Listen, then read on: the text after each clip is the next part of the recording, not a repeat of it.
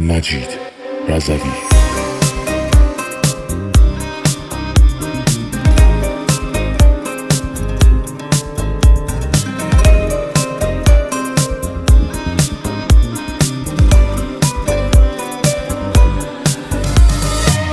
عشق تو از دلم نسبر نمیداره، تو که نیستی از آسمونم هرچی درد میباره.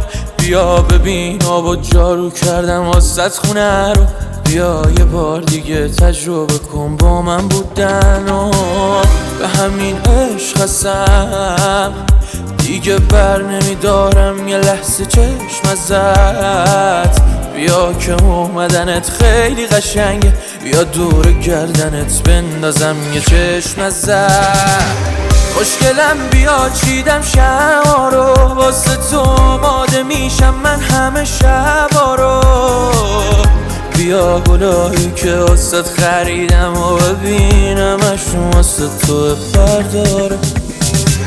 خوشگلم بیا چیدم شما رو، واسه تو آماده میشم من همه شبا رو.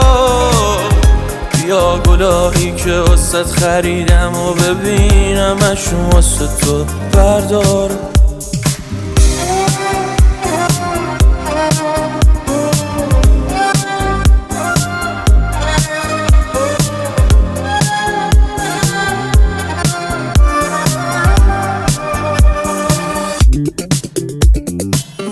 لباسی که دوست داری تن کردم، کاشکی اسممو هی صدا کنی برگردم.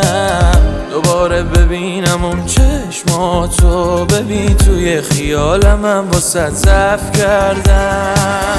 خوشگلم بیا چیدم شما رو، واسه تو آماده میشم من همه شبا رو. بیا گلایی که واسه خریدم و ببینمشون واسه تو برداره. خوشگلم بیا چیدم شما رو، واسه تو آماده میشم من همه شبا رو. بیا گلایی که واسه خریدم و ببینمشون واسه تو برداره.